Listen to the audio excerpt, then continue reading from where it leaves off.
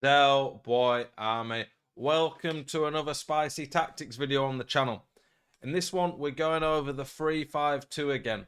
Not perhaps the most consistent tactic on FIFA, which consistency is what a lot of people want during Weekend League, but what I would say is it's one of the most fun, creative, and attacking tactics I have used all year.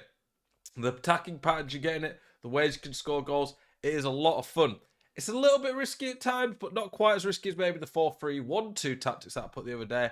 And honestly, whilst it might not be the absolute best, I think it is my favourite formation to use this year, just in terms of fun. And it's what I've been using in pro clubs.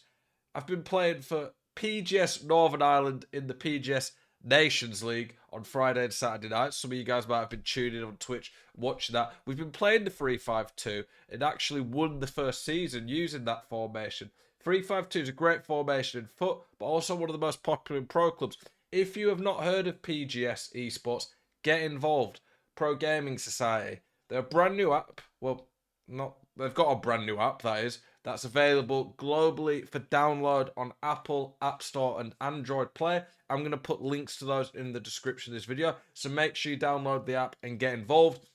They've got over 20,000 active Pro Clubs players already playing in their leagues. They've got leagues playing on every night of the week at different times, so you can find a league that suits your time. It's not just people in England either, it's people all over the world. They're trying to set up different leagues in different continents. So there's a lot going on. It's a lot of fun. You need to get involved. Honestly, Pro Clubs for me, probably my favourite part of playing FIFA. Just in terms of it's fun and you get to play it with your mates and get to play a position you want. And yeah, PGS, great team, great leagues, very professional, easy to get involved with. Download the app, get involved, find a team, sign a contract. The rest is done. Let's get into the tactic now, though, boys. That's what you're here for. The 3-5-2 tactics that are going to spice up your weekend league. Here we are with the current team. I'm going to talk you through my team, the tactics, the type of players you want in each position, and then I will show you a few examples of the tactic in play. I'm not really going to show you too much of the defending side of this tactic. This tactic is specifically about the attack, being creative in some of the different patterns and goals you're going to be able to score in terms of that. What I would like some advice, though, is, boys, a bit of help from you. I've got 5.3 million coins, packed some insane players in my Premier League Tots rewards today. Go check out the video to that if you've not already. But yeah, 5.3 million coins, and we got these red picks. I'm not going to use that Vardy. Edison, a pack tradable. Let's have a look. Suchek, not going to start, I don't think. Good, but not good enough. But yeah, those are the red picks I got. The ones I'm thinking I might use are Cancelo and Shaw. My thoughts right now are to sell Cantona. I don't know though if I can because of chemistry. I might need an icon. I was thinking Team of the Year Bruno and Ronaldo for Cantona and Vardy, and then put Cancelo in. I'm not sure how I'm going to do it though. It's a tough one. It's a tough one for chemistry. But what do you guys think I could do with the coins? Give me some ideas in the comment section. I would appreciate that. And if someone comes up with a really good one that I end up going with, I'll give some FIFA points away as well.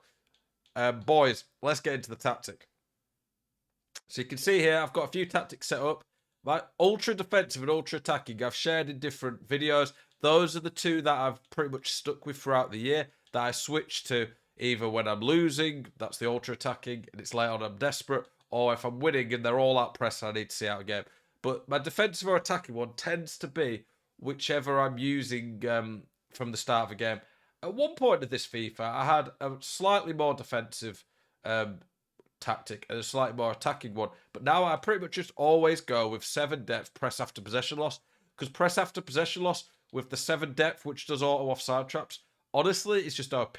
It's crazy. It's very hard for people to play against, especially in bad gameplay. In bad gameplay where people get delay, which is often, especially during weekend league, 7 depth and press after possession loss is crazy.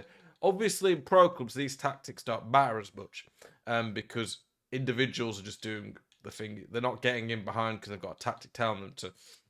But the thing about this formation, which makes it so good in foot and pro clubs, is that you get width from the wingers. So you've got a left mid and right mid giving width, but they're not too pushed up, so they also do come back and defend.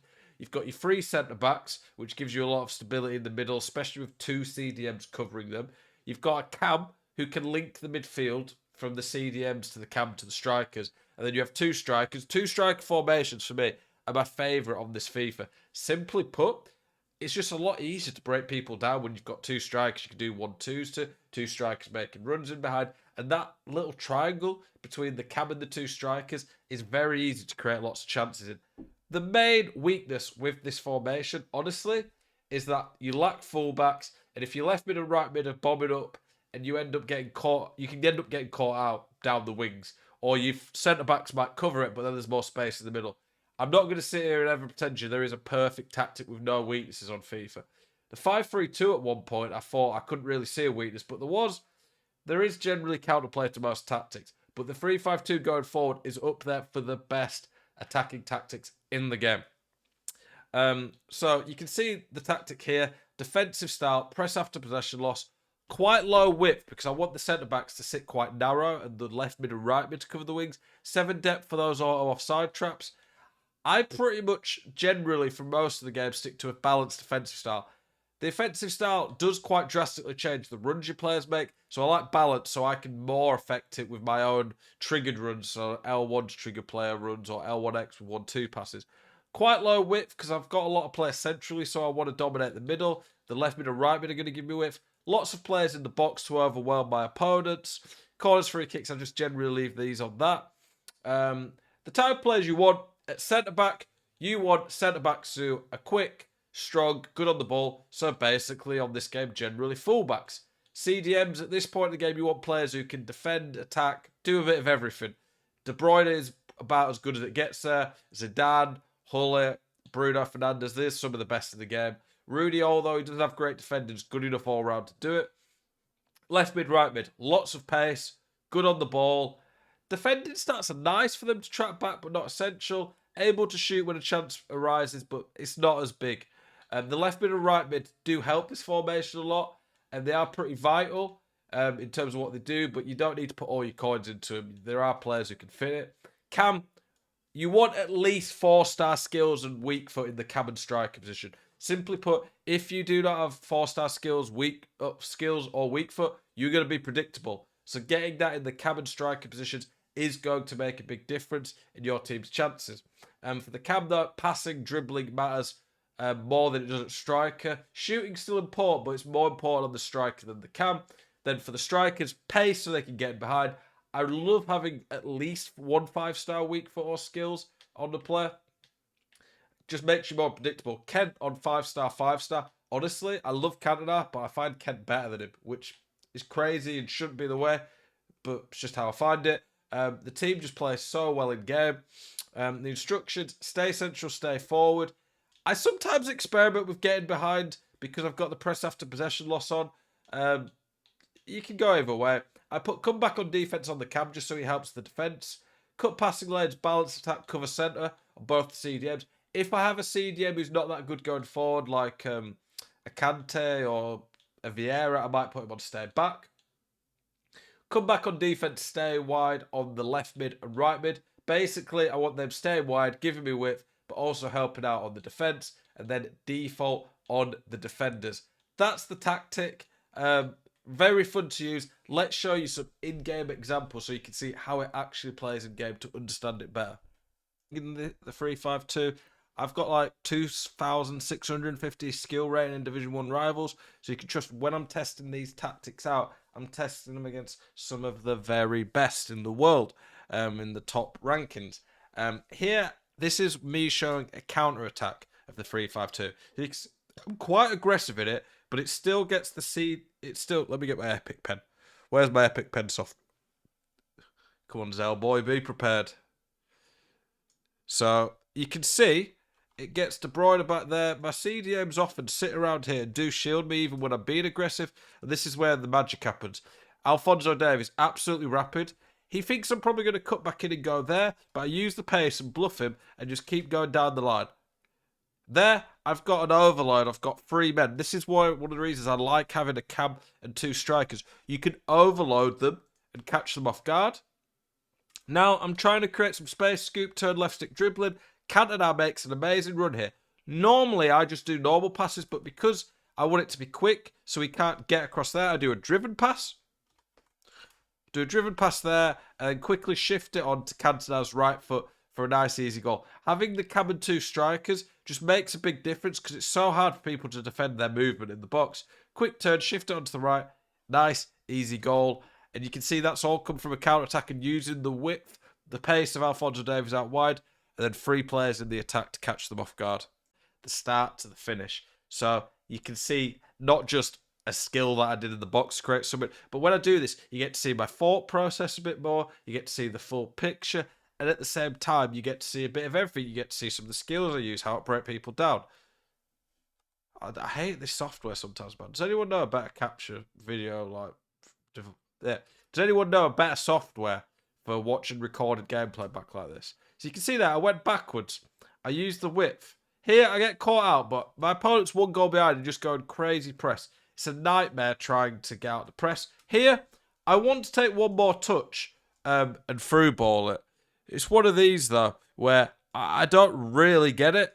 Why the player just doesn't do that. I can only assume it's simply put, the gameplay's just bad, but I wanted to go there and then through ball it. But Kent's good enough on his 5-star weak foot to play that through ball. And then there, I go like that, and I could shoot near post.